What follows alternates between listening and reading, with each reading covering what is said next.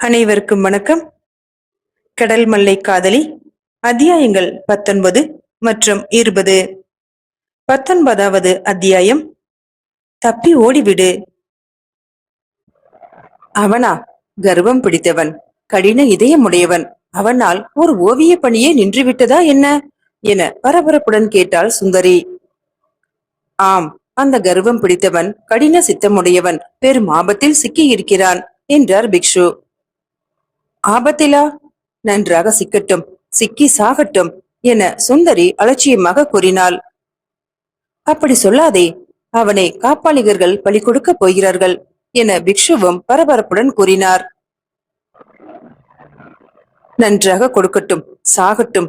என்னை அவமானப்படுத்திய கர்வம் பிடித்தவன் அவன். இந்த உலகத்தை விட்டே ஒழியட்டும். அவனை பலி கொடுக்கும் காப்பாளிகர்களுக்கு 100 குடம் மது பரிசாக தருகிறேன் என சீறினாள் ராஜசுந்தரி. அப்படி சொல்லாதே சுந்தரி, அவனை காப்பாற்றினால் சமுத்திரநாதன் கொட்டம் ஒடுக்கலாம் என பிக்ஷு கூறவும் சுந்தரியும் சற்று கோபத்தை குறைத்துக் கொண்டாள். ஆமாம் சுந்தரி, சமுத்திரநாதனுக்கு எதிரி அவன்தான். அந்த ஓவியனை கொண்டே சமுத்திரநாதனை ஒழித்து விடலாம். உண்மையாகவா? ஆம், அவனை அந்த காப்பாளிகளிடமிருந்து காப்பாற்றிவிடு. நரபலி கொடுப்பதில் இருந்து நீதான் காப்பாற்ற வேண்டும். காப்பாற்றிவிடு என பிக்ஷு கெஞ்சினார். காப்பாற்றினால் அந்த குமாரதேவன் எதை தருவான்? தன்னையே தருவானா? இந்த உலகத்தில் யாரிடமும் என் உள்ளத்தை திறந்து ஆசையை கொட்டி காம குறிப்பை காட்டி யாசித்ததே இல்லை. அவன் என்னை புறக்கணித்தான். அவன் என்னை ஏற்றுக்கொள்வானா?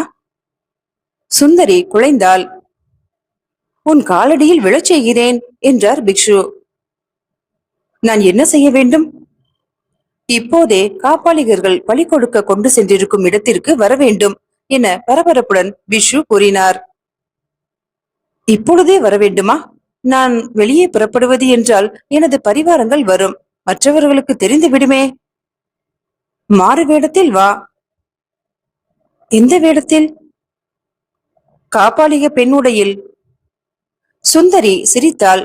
சிறிது நேரம் இருங்கள் பிக்ஷு அவர்களே, காப்பாளிகர் உடை அடுத்த அறையில் இருக்கிறது, அதை அணிந்து வருகிறேன் என கூறிவிட்டு வெளியே வந்த சுந்தரி கதவை வெளியே தாளிட்டாள். காப்பாளிகர்கள் தன்னை பலியிடப் போகிறார்கள் என்பதை பெரிய குமாரதேவன் தெரிந்து கொண்டு விட்டான். மனித பலி, மனித ரத்தத்தை குடிக்கும் பல்லவ பிரஜைகள், மதத்தின் பேரால் கொடுமை, அன்பே சிவம் என்று அழைக்கப்படும் சிவபெருமானின் மதத்தவர்கள் என கூறிக்கொள்பவர்களும் காப்பாளிகர்களும் பைரவர்களும் இவ்வாறு நரபலியிட துணிந்து விட்டார்கள். என்ற வேதனையில் திரும்பி படுத்தான் குமாரதேவன். தனது கையில் ஏற்பட்டிருக்கும் புண் தனது உயிரை காப்பாற்றிவிடும். வாழ்க அந்த புண். போர்க்களத்திலே வெளுப்புண் பெற்றால் நாட்டிலே பெருமை. இந்த கொடியவர்களிடமோ உயிர் பிச்சை பெற முடியும். சூலாயுதத்தை எடுத்து மார்பில் கீறி கொள்ளலாமா? குமாரதேவன் இவ்வாறு எண்ணிக்கொண்டே மீண்டும் உறங்கிவிட்டான்.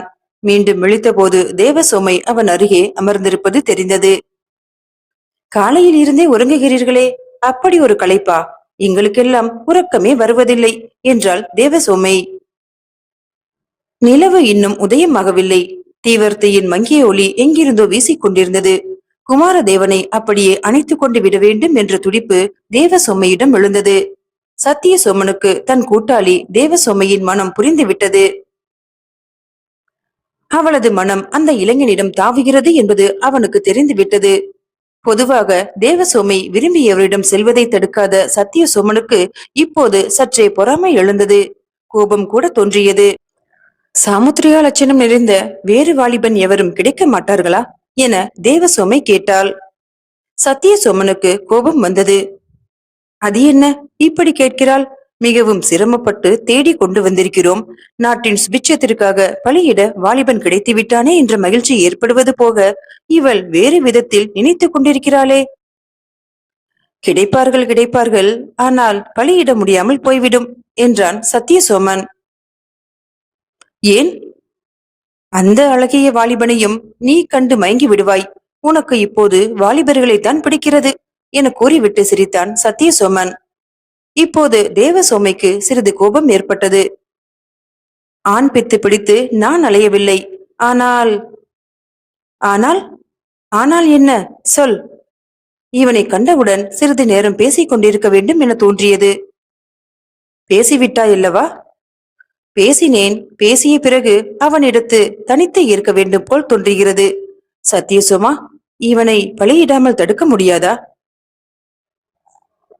முடியாது. குரு என்ன சொன்னார் என கேட்டுக்கொண்டிருந்தாயல்லவா? வரும் அமாவாசை என்று காப்பாளீஸ்வரருக்கு பலியிடுவோம். ரத்தத்தை குடிப்போம். உடனே மழை பெய்யும். ஏரி குளம் நிரம்பும். பயிர் தொழில் நன்றாக நடக்கும். நமது பிரார்த்தனையால் மழை பெய்தால் பரமேஸ்வரவர்மர் நம்மை நம்புவார். நமது சமயத்தை ஏற்பார். நம் மீது உள்ள கோபத்தை எல்லாம் மறப்பார். புதிதாக முளைத்திருக்கும் சைவர்களையும் வைணவர்களையும் மன்னர் மறப்பார். நமது சொற்படி கேட்பார்.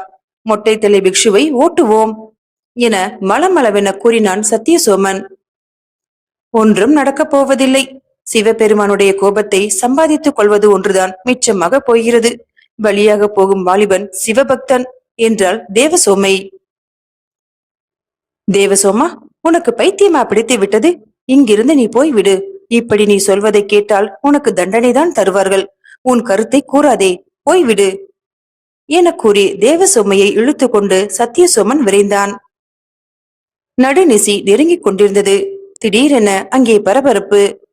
ஏதோ அதிவேகமாக காரியங்கள் நடைபெறும் ஓசை. காப்பாளிகர்களும் பைரவர்களும் அங்கிருந்து புறப்பட்டு கொண்டிருந்தனர். நமது இருப்பிடத்தை பல்லவ வீரர்கள் தெரிந்து கொண்டு விட்டார்கள். காப்பாளீஸ்வரருக்கு பலி கொடுக்கும் விஷயமும் அவர்களுக்கு தெரிந்து விட்டது.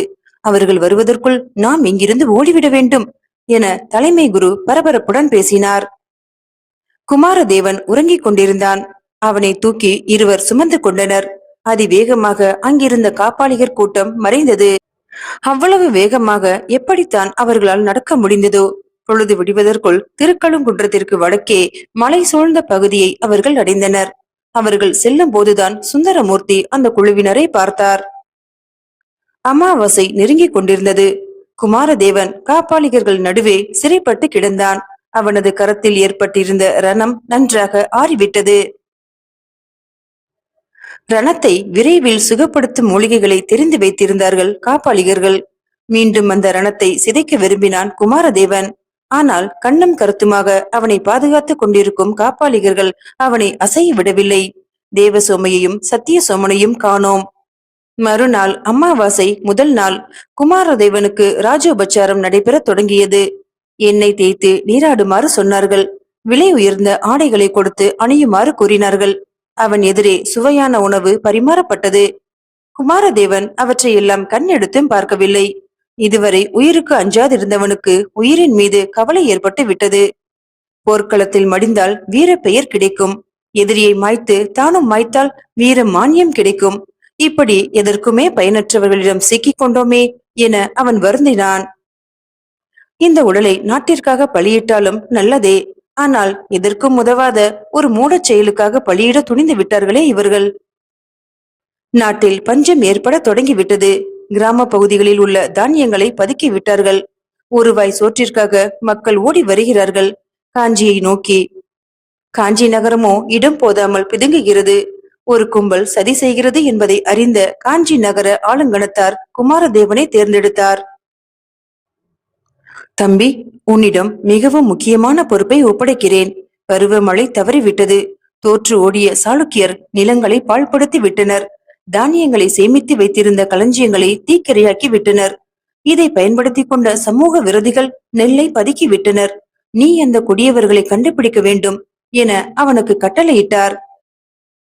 அந்த பணியை ஏற்றுக்கொண்ட குமாரதேவன் சுற்றி அழிந்து கொண்டிருந்த போதுதான் காப்பாளிகர்களிடம் சிக்கிக்கொள்ள நேர்ந்தது. தன்னை பலியிடப் போகிறார்கள் என்பதை அறிந்தவுடனே பதுக்கல்காரர்களை கண்டுபிடிக்காமல் இவர்களிடம் பலியாகிவிடப் போகிறோமே என அவன் வருந்தினான். சுவையான விருந்தை கண் எடுத்தும் பாராமல் ஏன் இப்படி இருக்கிறாய் என ஒரு காப்பாளிகன் கேட்டான். ஆனால் குமாரதேவன் அதற்கு மறுமொழி கூறவில்லை. பசியோடு இருப்பது பாவம் என்றாள் காப்பாளிகை ஒருத்தி. யாருக்கு பாவம் என கேட்டான் குமாரதேவன். அங்கே ஒரே ஆரவாரம். இதுவரை பேசாமல் இருந்த இளைஞன் பேசிவிட்டான் என ஒரே குதூகலம். எங்களுக்குத்தான் பாவம் என்றான் ஒரு பைரவன். உங்களுக்கு நிறைய பாவம் வரட்டும். பாவக்கடலிலே நீங்கள் மூழ்கி தத்தளியுங்கள் என்றான் குமாரதேவன். எங்களுக்கு பாவம் வந்தால் நாட்டுக்குத்தான் கெடுதல் என்றான் மற்றொரு காப்பாளிகன். இனி வராத கெடுதல் ஏது? இந்த கெடுதலும் சேரட்டும் என்றான் குமாரதேவன். நாங்கள் கூறினால் நீ கேட்க மாட்டாய். தேவசோமையை அழைத்து வருகிறோம் என கூறி அவர்கள் சென்றனர். தேவசோமை சோகமே வடிவெடுத்தாற் போல வந்து நின்றாள். அவளது கண்கள் இயற்கையிலேயே சிவந்திருக்கும். இப்போதோ அழுது அழுது மேலும் சிவந்திருந்தது. இதோ பார் தேவசோமா, இவன் நாங்கள் சொல்வதை கேட்க மாட்டேன் என்கிறான். நீதான் அவனுக்கு யோசனை சொல்ல வேண்டும் என்றனர் காப்பாளிகர்கள். நாளை இரவு காப்பாளீஸ்வரருக்கு பூஜை. அதற்குள் இவன் நன்றாக உண்டு உறங்கி மகிழ்ச்சியுடன் இருக்க வேண்டும். இன்று இரவு நடைபெறும் நடனத்தில் இவனும் சந்தோஷமாக கலந்து கொள்ள வேண்டும். அதற்கான வழியை நீதான் சொல்ல வேண்டும் என்றனர். சிறிது யோசித்தாள் தேவசோமை. பிறகு ஆவேசம் வந்தவள் போல தலையை விரித்து போட்டு ஆடி சோளாயுதத்தை பூமியில் குத்தி, இங்கிருந்து எல்லோரும் போய்விடுங்கள், நான் இவனது மனதை மாற்றி விடுகிறேன் என்றாள். அனைவரும் அங்கிருந்து அகன்றனர். தேவசோமை குமாரதேவன் அருகே அமர்ந்தாள். அவனையே சற்று உற்று நோக்கினாள். அவளது விழிகளிலிருந்து நீர் தாரை தாரையாக பெருகியது. காப்பாளிகை அழுவது அவனுக்கு வியப்பாக இருந்தது. நீ ஏன் அழுகிறாய் என கேட்டான் குமாரதேவன். அவள் மறுமொழி பேசவில்லை. அவனை சுட்டி காட்டினாள். நானா காரணம்? தேவசோமை ஆம் என தலையசைத்தாள். நான் என்ன செய்தேன்? நீ இன்னும் தப்பி போகாமல் இருக்கிறாயே, உனக்கு உயிர் மீது ஆசை இல்லையா? தேவசோமை அவனுடைய மார்பில் முகத்தை புதைத்துக் கொண்டாள். பாறையை போன்ற வலிமை உடைய அவனது உடல் அவளது மேனியில் ஒருவித சிலிர்ப்பை ஏற்படுத்தியது. அவனுடைய கரங்கள் அவளது விழி நீரை துடைத்தன. எனக்காக நீ ஏன் அழுகிறாய் என குமாரதேவன் உண்மையிலேயே புரியாமல் கேட்டாள். தேவசோமை சிரித்தாள்.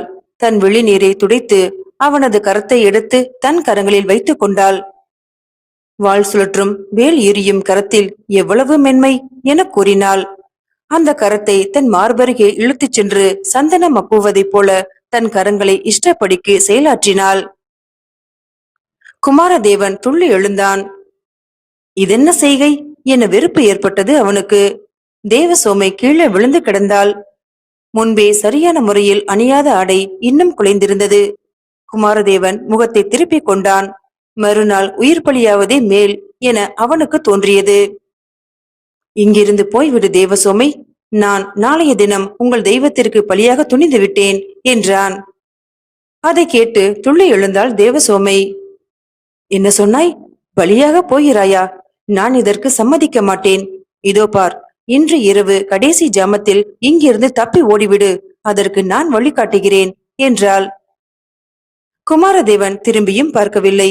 தேவசோமை அவன் முன்பு நின்று, குமாரதேவா, உனது உயிரின் மதிப்பு இவர்களுக்கு தெரியாது, எனக்கு தெரியும்.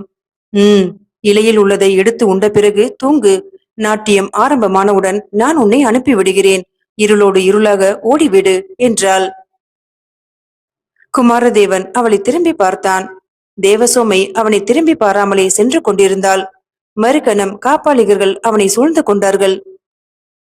என்ன வேண்டும்? மது வேண்டுமா? அதிரசம் வேண்டுமா? பணியாரம் வேண்டுமா என உபச்சாரம் செய்தனர். வயிறார உண்டான் குமாரதேவன். உறங்குவது போல பாவனை செய்தான். இரவு அவர்களின் நடனம் தொடங்கிவிட்டது. விதவிதமான வாத்தியங்கள் ஒலித்தன. யாரோ அவன் அருகே வந்த ஓசை கேட்டது. அவனது காதருகே தேவசோமை சற்றே கிசுகிசுத்தாள். எழுந்திருந்து இந்த பக்கமாக ஓடிவிடு, அடுத்த பௌர்ணமி என்று உன்னை சந்திக்கிறேன் என்றாள் அவள். அவன் பேச வாயெடுக்க முடியாமல் அவனது மது நெடி வீசும் அதரங்கள் அழுத்தின. தன் மேலிருந்து அவளை கீழே தள்ள அவன் பட்ட பாடு. குமாரதேவன் அங்கிருந்து ஓடினான். புனர்ஜென்மம் எடுத்தவன் போல ஓடினான். விடியும் வேளையிலே கால் தடுக்கி கீழே விழும் வரை ஓடினான். கீழே அவனை விழுமாறு செய்தது மரக்கிளை அல்ல, ஒரு பெண்ணின் உடல். ஆம், சந்திரமாலா அங்கே மயங்கி விழுந்து கிடந்தாள். அத்தியாயம் 20. கலையும் கவலையும். சிற்பியின் மகள் மரகதம் பாசுபதர் செல்லும் திக்கை நோக்கி திகைத்தவாறு நின்று கொண்டிருந்தாள். இளவரசர் செய்தி ஒன்று சொல்லி அனுப்பியதாக கூறிய அந்த பாசுபதர் செய்தி என்னவென்று சொல்லாமலே போய்விட்டாரே. உண்மையிலேயே இளவரசர் ஏதாவது செய்தி சொல்லி அனுப்பியிருப்பாரோ? மரகதம் விரைவாக உள்ளே சென்றாள். தூங்கிக் கொண்டிருந்த தன் தந்தையை எழுப்பினாள். அப்பா, அப்பா, இப்போது ஓர் அதிசயம் நடந்தது என அவர் அருகே அமர்ந்தாள். அவள் அருகே நீராகார பாத்திரம் இருந்தது. சிற்பி சுந்தரமூர்த்தி தூங்கவில்லை. காலை வேளையில் தூக்கம் எப்படி வரும்? சற்று களைப்பாக இருந்திருக்கும். அவர் சிந்தனை குதிரை சிறகடித்து பறக்க ஆரம்பித்து விட்டது. இளவரசர் நரசிம்மர் வந்தார். சிற்ப பணி தொடங்குவதை குறித்து ஆவலை கிளறிவிட்டு போய்விட்டார். மாமல்லபுரத்தில் பல சிற்ப பணிகளை மேற்கொண்டவர் அவர். மாமல்லர் ஜீவிய வந்தராக இருந்த சமயம் சுந்தரமூர்த்தியும் மாமல்லரும் நேரம் போவதே தெரியாமல் பேசிக் கொண்டிருப்பார்கள். துறைமுகத்திற்கு சற்று தொலைவில் உள்ள பாறைகளை சிற்பங்களாக அமைக்க தேர்ந்தெடுத்திருந்தார் மாமல்லர். சுந்தரமூர்த்தியை போன்று திறமை மிகுந்த நூற்றுக்கணக்கான சிற்பிகள் இருந்தனர். சாளுக்கிய நாட்டிலிருந்து வந்த சிற்பிகள் தங்கள் திறமையை எப்படி புலப்படுத்தலாம் என கனவு கண்டு கொண்டிருந்தனர். அதெல்லாம் வேறு கதை. சுந்தரமூர்த்திக்கு பெரும் அதிர்ச்சி வாழ்வில் ஏற்பட்டது. அதனால் தனியே இந்த குடிலுக்கு வந்துவிட்டதுதான் இப்போது முக்கியமானது. சிற்பத்தை மறந்திருந்தார். கலை என்றாலே கசப்பாக இருந்தது.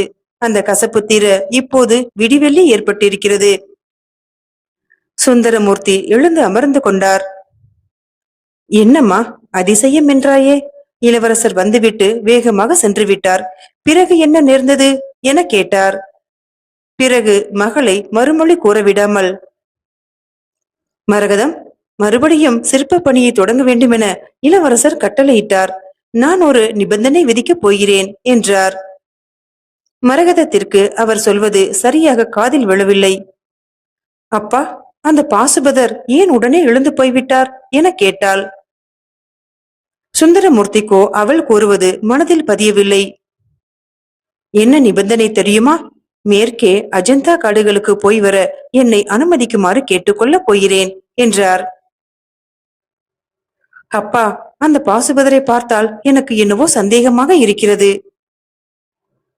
அஜந்தாவையே பல்லவ நாட்டிற்கு கொண்டு வந்து விட வேண்டும் என மாமல்லர் சொல்லுவார். சிற்ப பணியை தொடங்குவதற்கு முன்பு கலை யாத்திரை செல்லாமல் எப்படி என்னுடைய திறமையை புலப்படுத்துவது? இளவரசர் ஏதோ முக்கியமான செய்தி சொல்லி அனுப்பியிருப்பதாக அந்த பாசுபதர் சொன்னார். இப்போது அவர் காப்பாளிகர், பௌத்த பிக்ஷு, யாரையுமே நம்ப முடியவில்லை அப்பா. என்னம்மா இது? நான் ஏதோ சொல்கிறேன், நீ ஏதோ சொல்கிறாய். அஜந்தாவுக்கு நீயும் தான் வர வேண்டும்.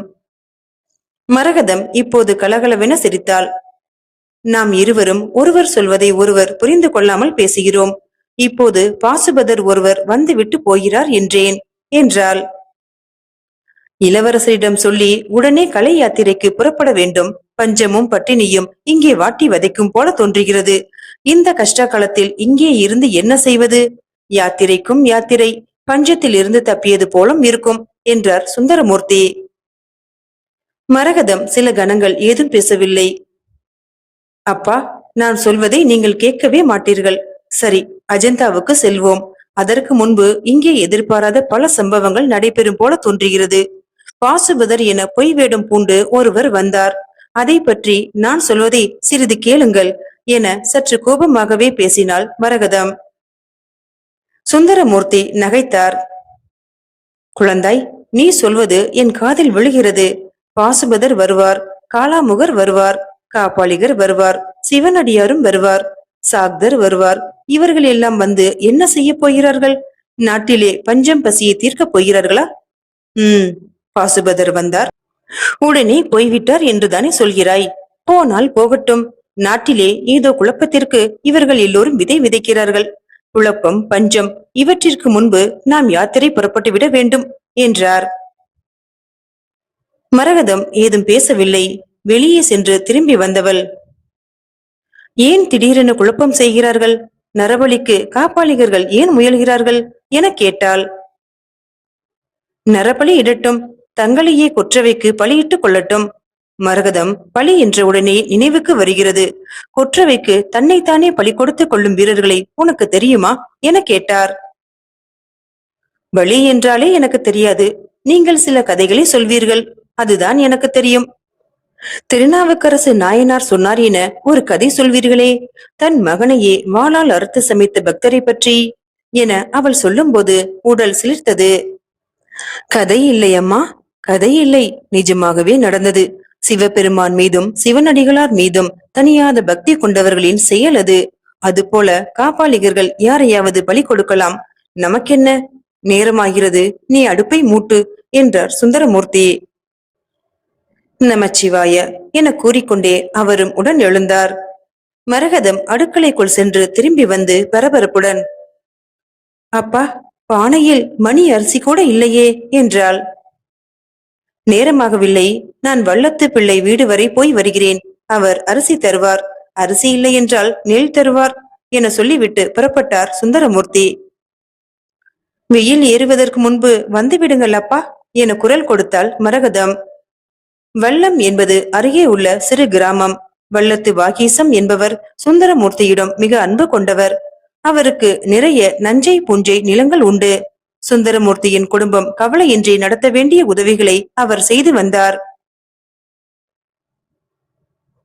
அந்த உதவிக்காக அவர் கேட்பது ஏதாவது சிற்ப தொகுதியில் தன் உருவத்தையும் சேர்த்துவிட வேண்டும் என்பதுதான். சிற்பக்கலை என்பது உள்ளவற்றை படிப்பதற்காக ஏற்படவில்லை, நடந்தவற்றை மக்களுக்கு எடுத்து காட்டுவதற்காக ஏற்பட்ட தெய்வீக கலை.